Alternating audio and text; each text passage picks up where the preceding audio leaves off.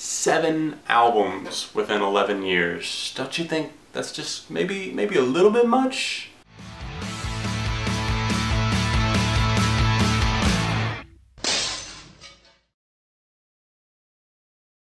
I'm just messing with you, Anberlin, but seriously, it's been a while since I've really been into a record from them, at least as a whole.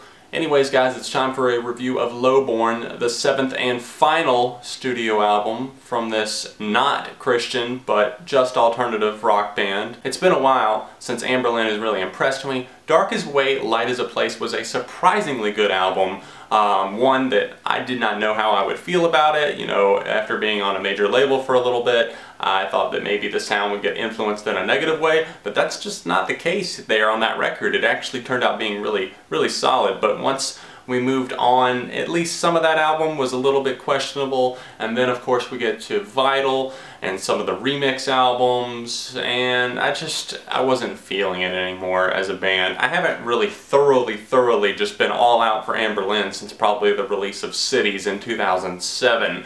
With Lowborn, Stephen Christian, the lead singer of this band, was stating that it would be eclectic and chaotic, and I'm not hearing either of those things here on this record. I'm mainly hearing some watered down alternative rock, and when it's a little bit more in your face, it just feels out of place. The track Dissenter is the perfect example and almost exactly what I'm talking about here. Dissenter finds Stephen Christian just kind of growling over this track that's a little bit electro-charged with some mixed riffs that just sound a little bit confusing to me. Like, I'm not sure what they were going for, and he pretty much just growls and just kind of not screaming or like kind of halfway yelling. It's just a song that makes me wonder exactly what has this band come to. Okay, maybe eclectic is a good word, considering there is a broad spectrum and a broad palette of what they're trying to appeal to here, but it just seems and feels like such a mixed result. I'm not really digging as a whole any of the vibes from this record. There are songs that I like certain things about, but there's nothing that I'm fully latching onto and just loving. At this point for me, checking out a new Anberlin record is kind of like going to the dentist for a routine checkup.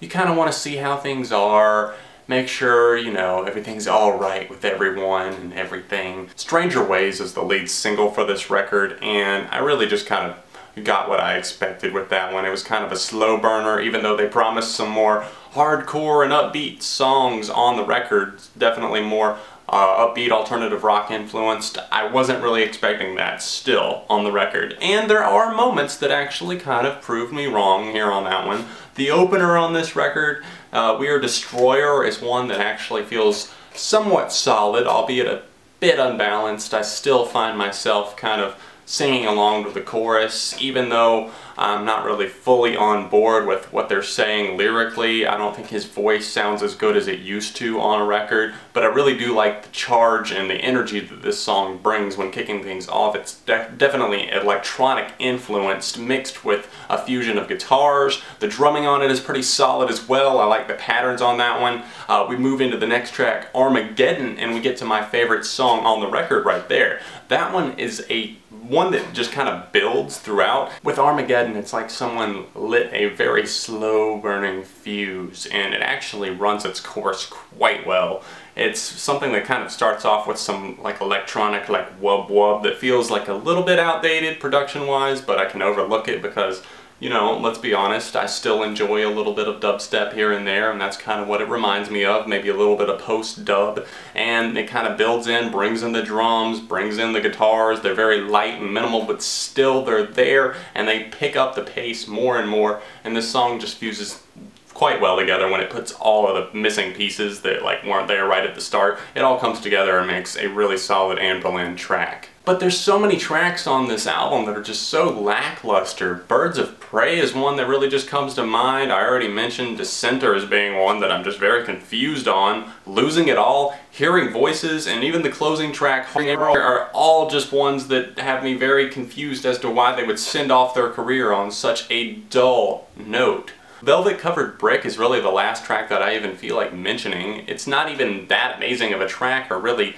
more than mediocre at all, but still, I mean, like for this record, I guess it's one of the more enthusiastic and a little bit more passionate tracks, and I still say that. I'm holding back here because of the fact that it's really not that emotive at all. It's talking about fear, and I guess the whole track is kind of all about overcoming darkness and fear, and that's like a lot of what this record I feel like is about lyrically, because there are definitely some darker themes that are tied in here and kind of related in like a warlike way.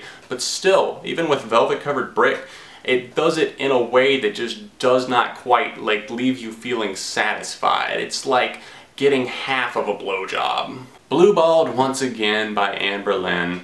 I'm sorry to say it, but this record just felt totally unsatisfying to me. 2.5 out of 5 for me. I don't see myself really listening to this album at all in the future. So what are you guys thinking of this final studio album, Lowborn by Anberlin? I realize I probably pissed some of y'all off, but of course, this is just my opinion, so let me know yours tastefully and respectfully in the comments section down below. Of course, you can click right here to check out my last review. You can check out all the links in the description down below to contact me on like Instagram, Twitter, Facebook. They're all there. And of course, you can send me things in the mail at my P.O. Box, which is listed down below, and I will open it on my Letter from a Fan series on Beyond AR TV. Make sure you subscribe to the channel for more reviews. You can always request reviews. I know I'm saying a lot of things right now, so things, place, stuff, and time, and I will see you very soon right here on Album Review TV, Beyond the Reviews.